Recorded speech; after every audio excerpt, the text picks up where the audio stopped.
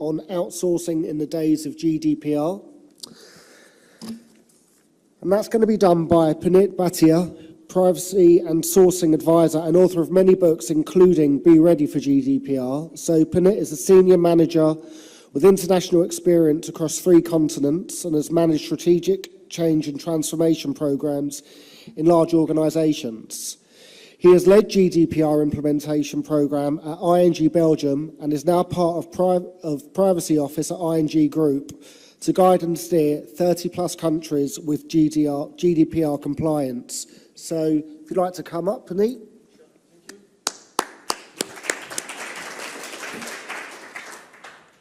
Thank you. Good afternoon, everyone. Am I audible?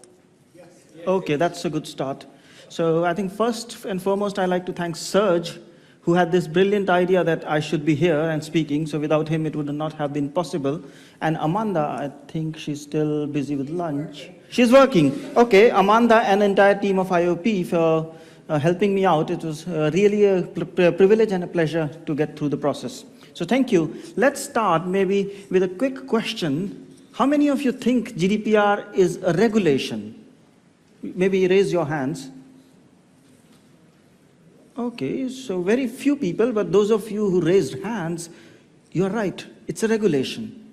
There are 2 kinds of things that happen in the European world. There's either a directive or a regulation.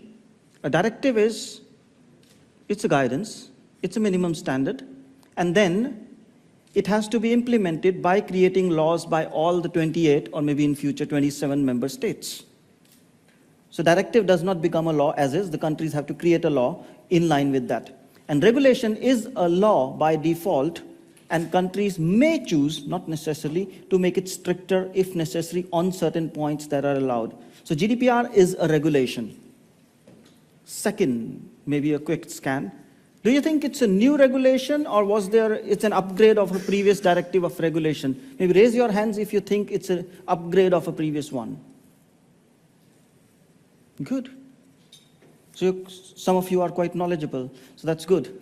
It is an upgrade of 1995 directive of data protection. In 1995, Europe came up with a data protection directive which had to be implemented as law by each of the countries. And what they observed is, 1, each country created their own law, so that means there were 27 laws, so 27 varieties of data protection. Second, between 95 and now, all of you have a smartphone, which didn't exist in 95, difficult to conceive. We did not have LinkedIn, we did not have Apple, we did not have Facebook or social media. That means the world has changed and we are working extensively with data, but we did have outsourcing. So that's the common link, but now things are changing. So they needed to define rules for processing of data. Okay, then let's also talk a bit about, before I start, about the purpose of GDPR. So the purpose of GDPR is, so Europe since 1940s or ever since then OECD in 1980s and the European Charter in 2000 always have put privacy as a right for citizens. Then with data, everything is transferring so fast and the right to privacy is getting threatened or not so clear. So they wanted to put rules, they wanted to put principles on how that data should be transferred and how that data should be managed. So it is not to say data should not be transferred, rather EU has an ambition to be a digital single market. That's what they say on their website, if you go to the EU website. So in line with the digital single market, they are refreshing, they are refining the laws, the legislation, the regulations, and the directives. And this is in that direction to make it easy for the data subjects, that's the citizens, to come in and have clarity on what are their rights and how do they execute. For you like providers, what are the rules for transferring data to any country in the world? Okay, we'll get there, the differentiation, and how can you do that? So it's not to say you should not transfer, it is to say how should you transfer. So it's not going to put any restrictions. So first thing, outsourcing in days of GDPR is going to be more structured. It's not going to stop. So let me get that message straight.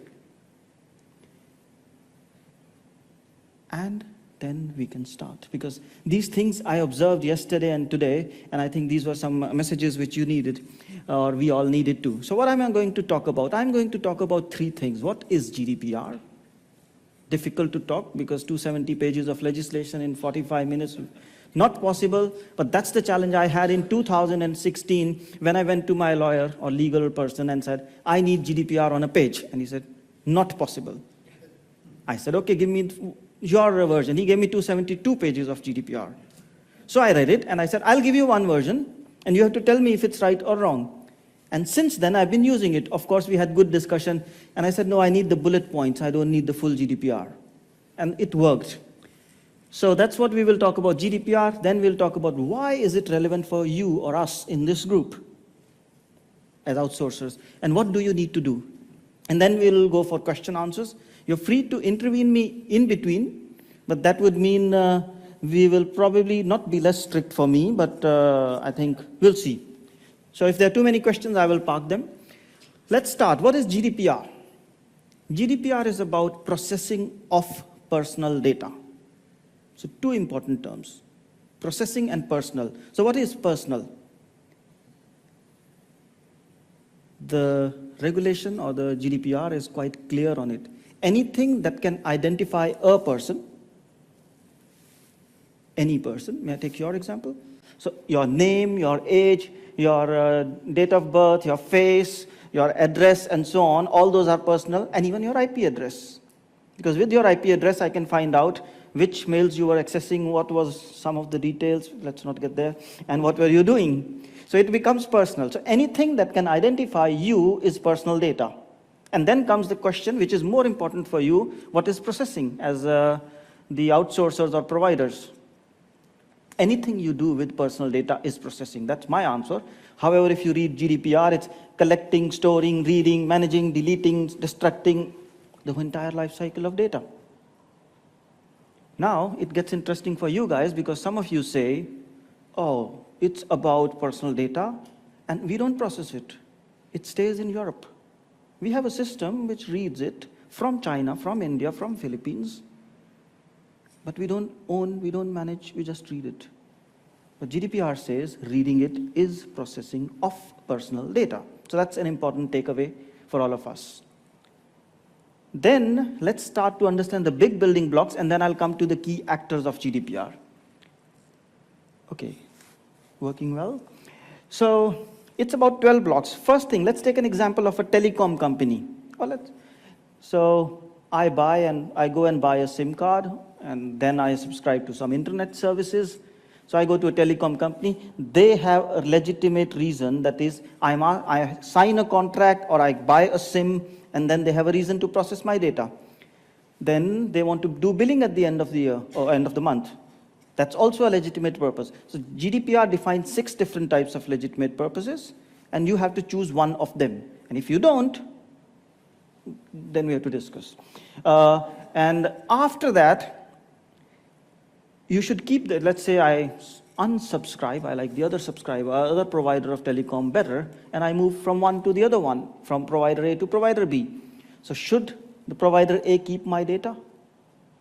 I don't think so.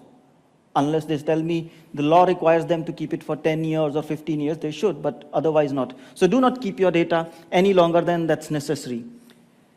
Now, I as a subject, or in GDPR, I as a customer or employee or whose data we are talking about is data subject.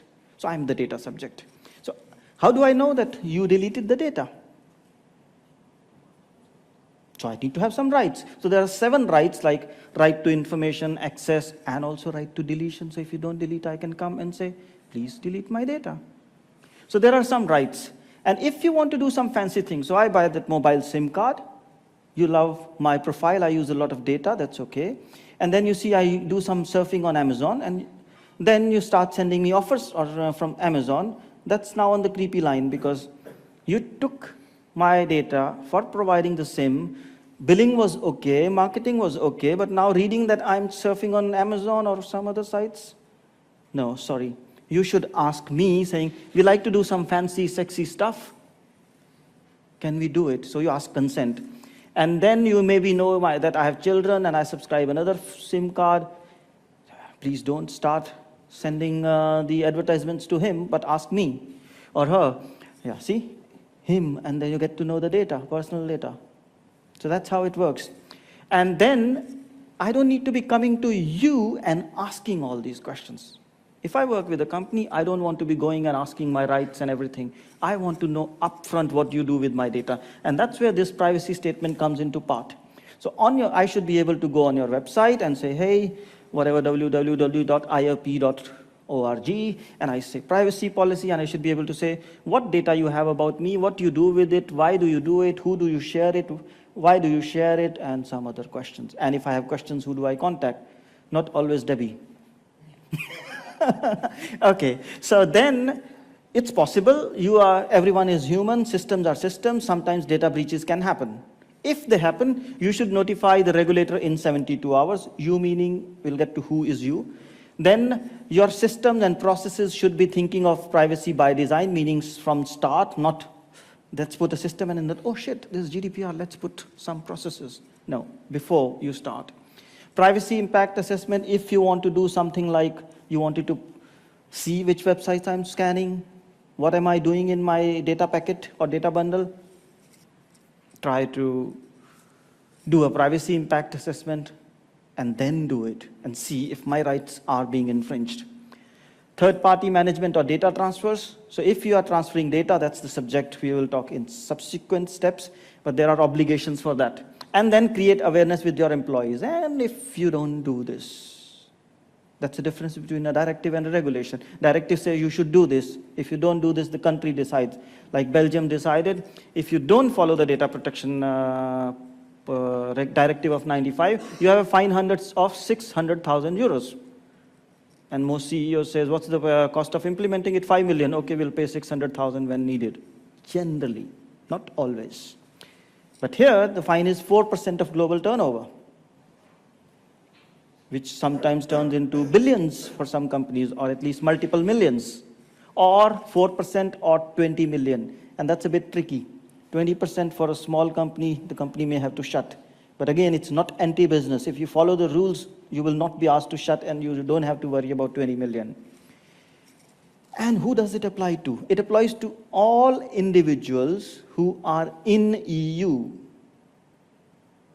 Again, it applies to all individuals who are in EU. I didn't say citizens of EU. So you from US or India or China, if you're sitting here, GDPR is applicable to you. And if somebody is processing your personal data, you can go to the hotel desk and say, it's after 25th of May, I want to know what personal data you process, why, and all that. And you can have an interesting discussion. That's why GDPR is there. So let's get on. If that's GDPR, what should we talk about? That's about the role. Where do you fit? So there are three parties in this. One is the data subject, the person who gives you data. So each one of us. You can be an employee, you can be a customer, and more importantly for this audience, you can be a person of a supplier. Then also GDPR applies. So to your client, you can go tomorrow and say, GDPR is active, I have some questions. So create some. Then there's a controller. That's a technical term. Controller is the party, the company, the person who takes the data. So I have taken Rohit as an example, and I said, can I use you as an example? So I was the controller of that data. So I asked him, and then I transferred the data to John, and then John becomes processor. And then John wants to pass it to Marco, and Marco becomes sub-processor, but then John must ask me if he should give the data to Marco. And that's where it gets exciting. So let's see. So you in this room would always be processors of personal data for the data of your customers. But when you have your employees in here, you are the controller of that data. So controller and processor have different obligations. We leave it at that, because if we go deep, we will spend the whole evening. But controller and processor, your obligations are processor related. For customer data, for employee data, you are controller and you have stronger obligations. Moving on, so why is GDPR relevant for you? If you see the clock that I'm running through fast, the promise I made to John is I'll try to finish it in 25 to 30 minutes. and we'll see if you have questions. But if you don't have questions, you can indicate that slow down, and I will slow down. Okay, so the first thing, controllers or customers, which you call them outsourcers, they have the right to hire processors, that's outsourcing providers, who can demonstrate that their organization is compliant to GDPR.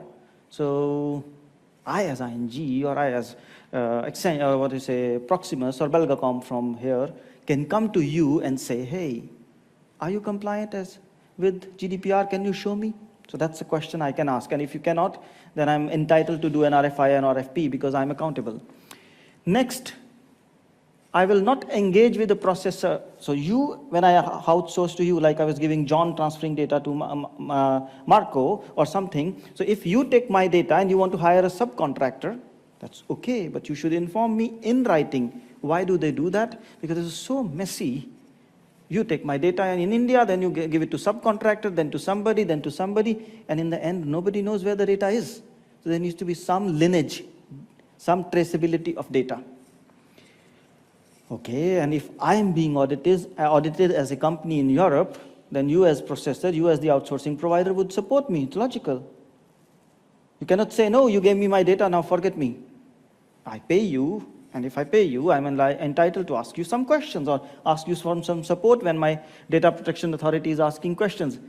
And of course, since I gave you that data, if you've taken that data, you should ideally delete it when I ask you to do so. You cannot say, well, at that time you didn't ask, so it's a cost and I can't delete it. So that's why. Any questions so far? Okay. Why should you care? Because it all sounds nice, we have nice contracts, how does it matter? We don't worry. You should worry because the fines, the 4%, is applicable to processors also. That was not in the directive, in the regulation. Now it is. So it's applicable to controllers and processors. So earlier it was, you say, whatever, let's not take a name. Company A outsourced to us and they didn't ask for any liabilities. So we are not liable, but now you are, de facto. Of course, if data breach happens, and I as a data subject can then come to you and say, hey, how can you breach my data? Okay, you transferred to India or China or Philippines, but how did that happen? The Facebook scenario, you remember. The next one is, if that happens, I'm entitled to ask you. You got a question over there? Yes, please. I'll repeat the question, no problem. I have a question about the fine. So, if the processor breaks the rules, so to say, is it fined 4%, maximum 4% of their revenue or of the controller's revenue? Processor revenue. Process revenue. Okay, the question is 4% of whose revenue, controller or processor? It's the company that breached. Yeah, I mean, yeah, you can't fine, you get the outsourcing business and then fine the controller. That can happen, but not so fancy. And then fines is not the problem. People are not worried about fine that much. The companies are worried about the lawsuits, the class action suits. Because then I as a data subject can go and say, what did you do? Why did you not do that? And blah, blah, blah, blah. And then if you're found not to be meeting I think it's stated here, if you're found not to be complying with obligations of regulation, so you didn't follow GDPR, or you acted against the instruction of controller. So like what happens these days, or I've seen sometimes, when I was on the service provider side, I've been in sourcing, 4-5 years, and both sides then about 10-12 years. So we used to get as a provider some data and we used to analyze it and come back saying, wow, we've done some analysis for you, some innovative ideas. Your customers are spending so much that you should do this. Sorry guys, you're not given that data for that purpose, so you should not do that. That's outside the contract. And if you want to do that, that should be listed in the contract. So if it's relevant for you, what should you do? I think somebody talked yesterday. There's a knowledgeable guy from Capgemini yesterday. He was talking about you should have a data protection officer. That's right. If you are a company that processes large amounts of data, you should consider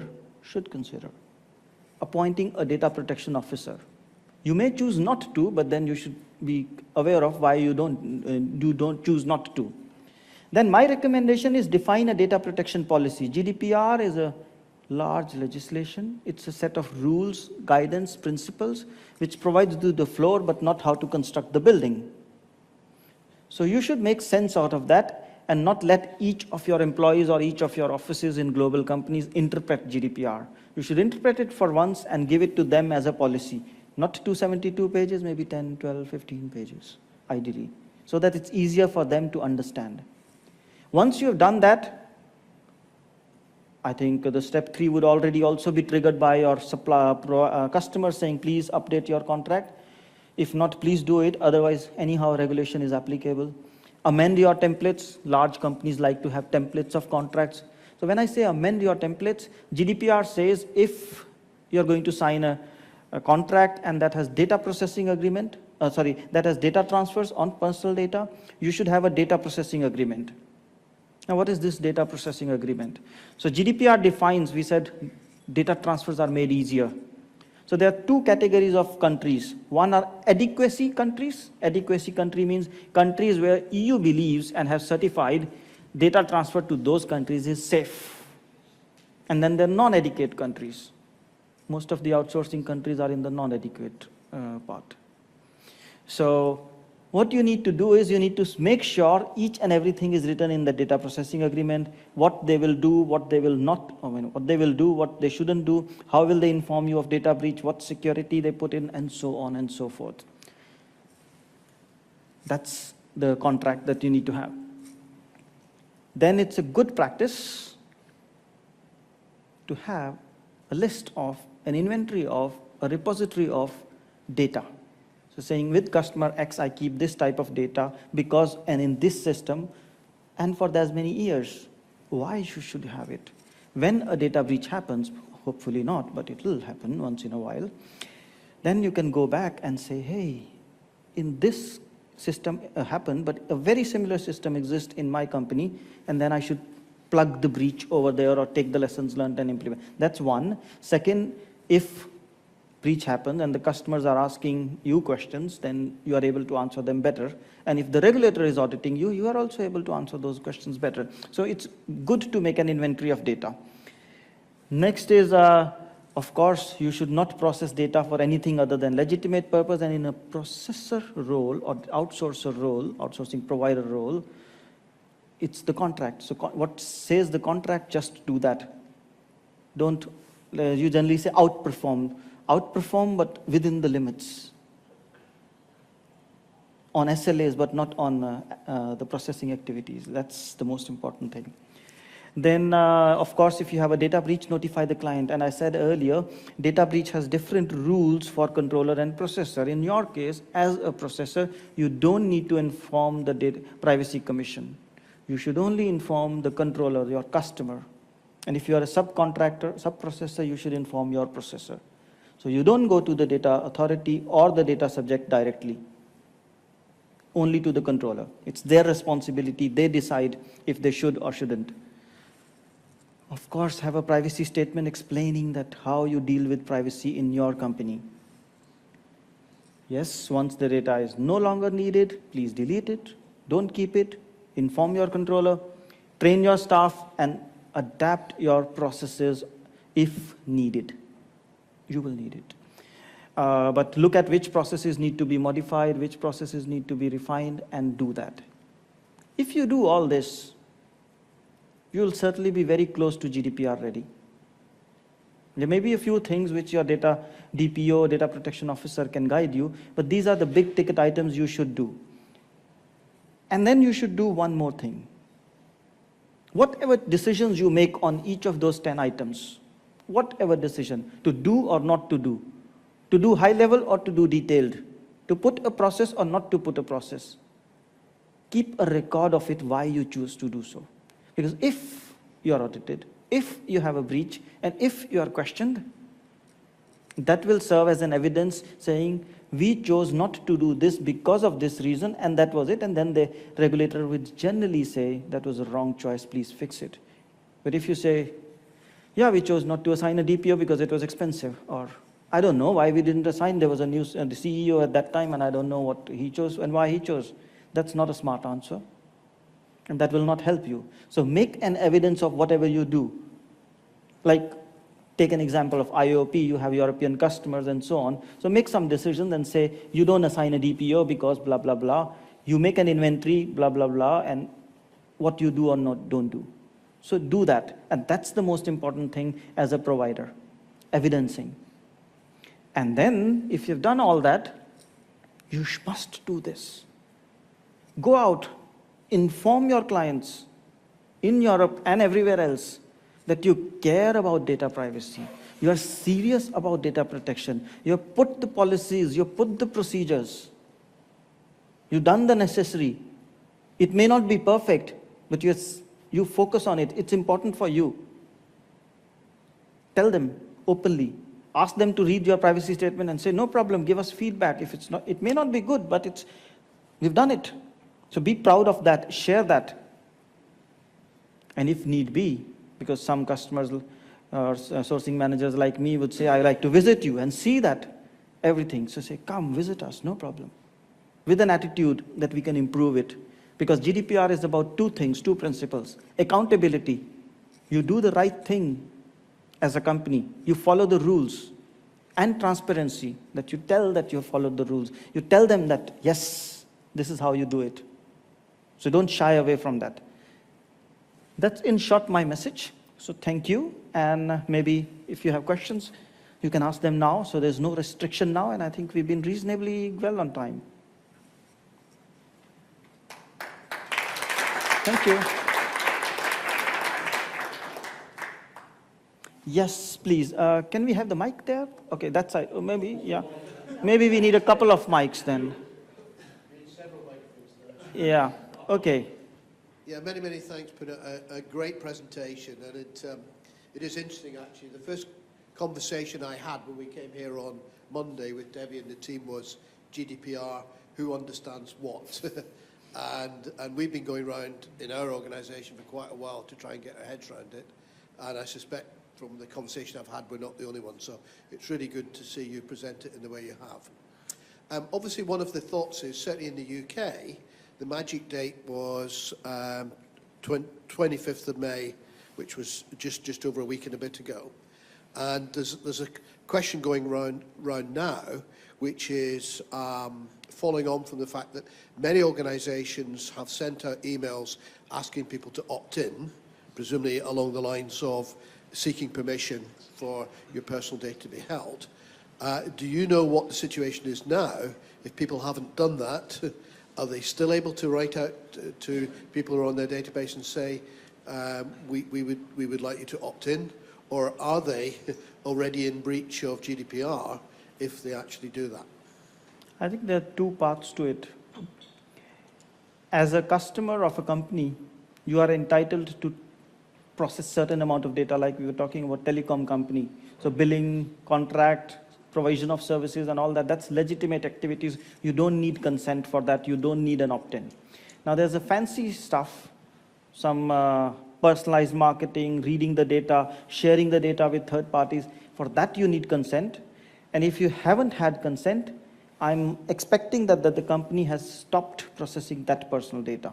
So it's not if customers have not opted in, that's fine. The only thing is you should not be processing that personal data. It's the right legal answer. The implications of that are actually quite immense, really, aren't they? I mean, they basically suggest that if you have a database where you haven't had the permission, you now need to destroy that database. Correct?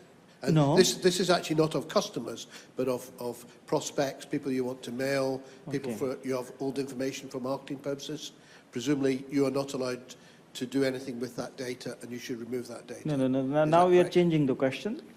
Okay. So because each scenario has an implication. If it's a prospect data, You would have a prospect data management or retention policy saying we keep prospect data for X number of years, and in your privacy statement you would have written where does this prospect data come from, and then according to that you will keep it or not for that. So if you say, take an example, we collect prospect data from Facebook, fine, exaggerating a bit, and we keep it for 1 year, fine. So after 1 year you will delete it, and in the meantime you may contact them as prospects, but you need to be able to prove it, how you got your data and from where.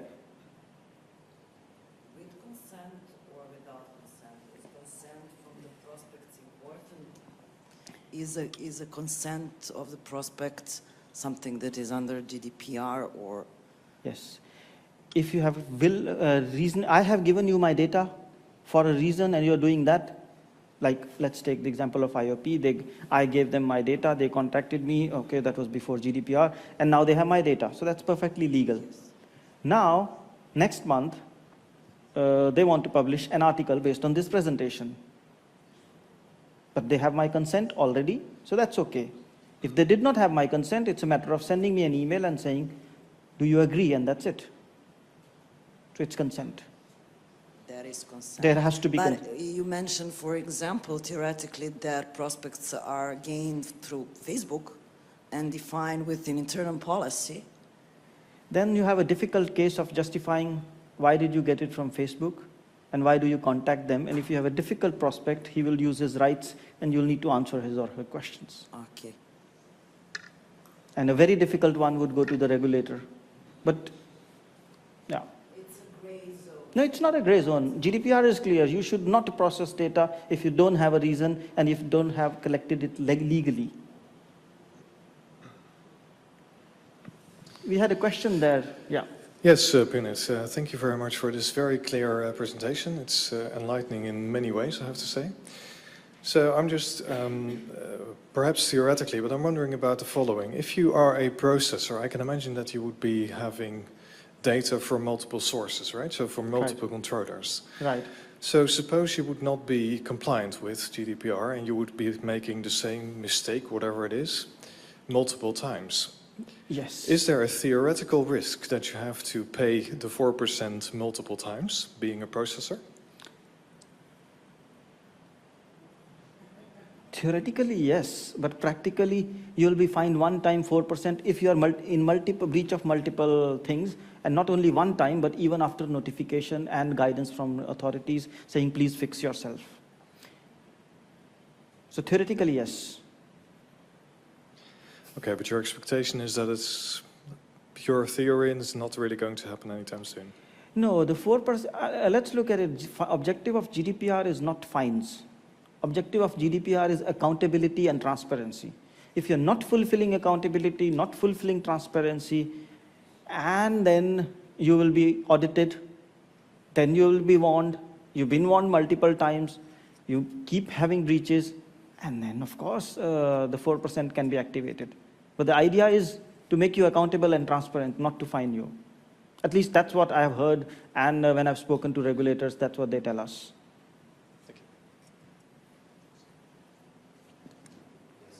What's the legislation about responding to questions about what kind of data you have for a person?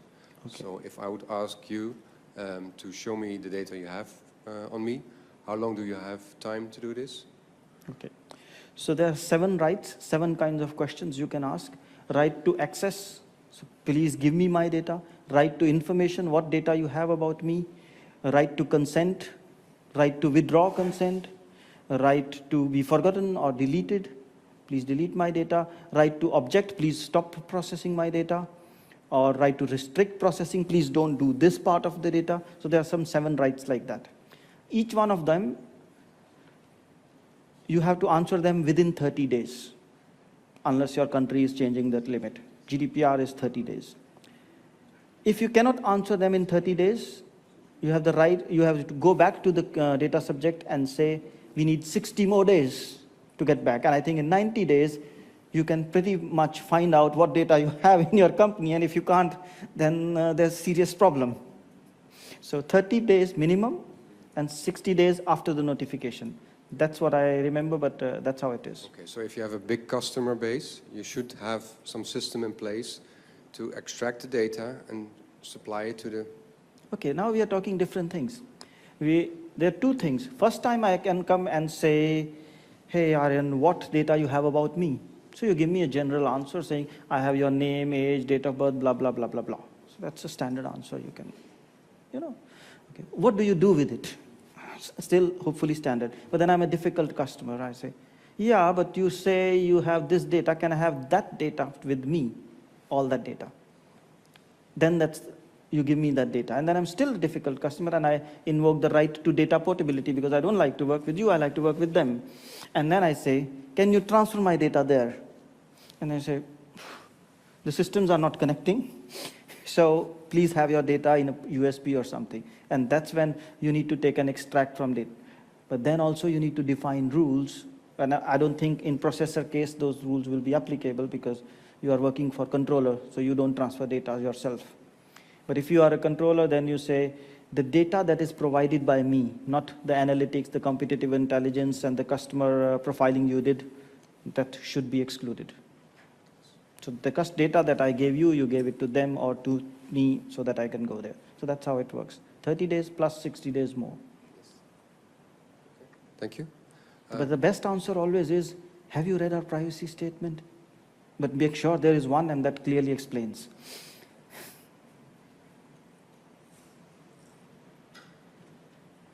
So, Punit, I have a question. Yes, so you mentioned that if you change providers, then that provider needs to lose your data. Is that correct? So, Sorry, so you mentioned that if you move from provider A to provider B, then provider A needs to lose your data to get rid of your data. Is that correct? Yes, but just to be on the same page, by being provider, you mean like a telecom provider? Yeah. Okay, yeah, because we are also providers here.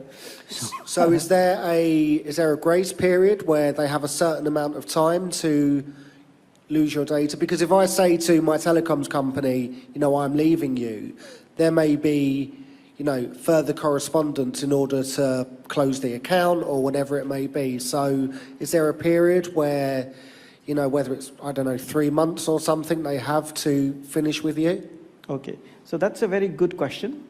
The right to deletion, right to be forgotten is not an absolute right. So it doesn't mean I come and you delete.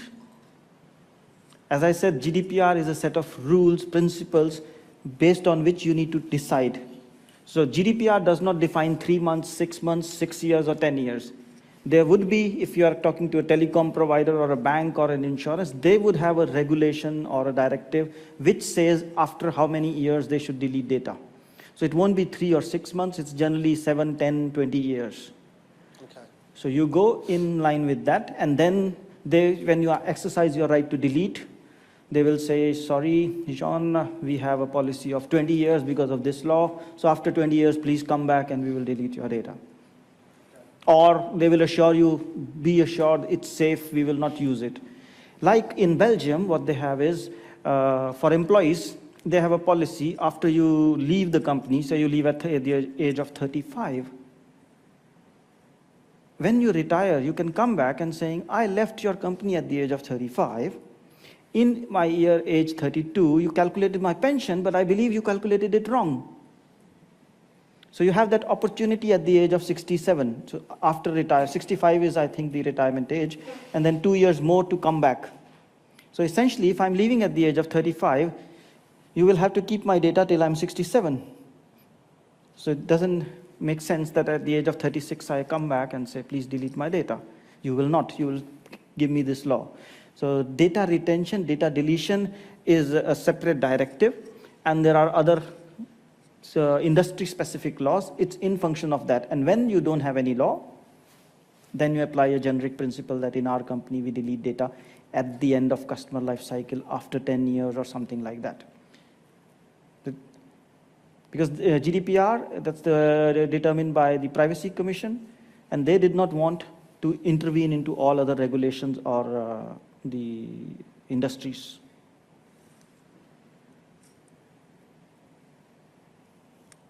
Okay, so no more questions?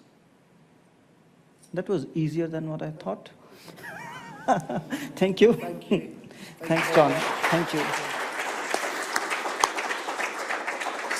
So as I suspected, that was really informative. You know, I think that, well, speaking for myself, you know, it cleared a lot of things up. If you're still unsure, you can always outsource it. But it's, you know, a learning lesson for us all, I guess, in terms of making sure that, you know, we tick all the boxes and we make sure what we're doing is correct. Otherwise, there'll be fines, I guess.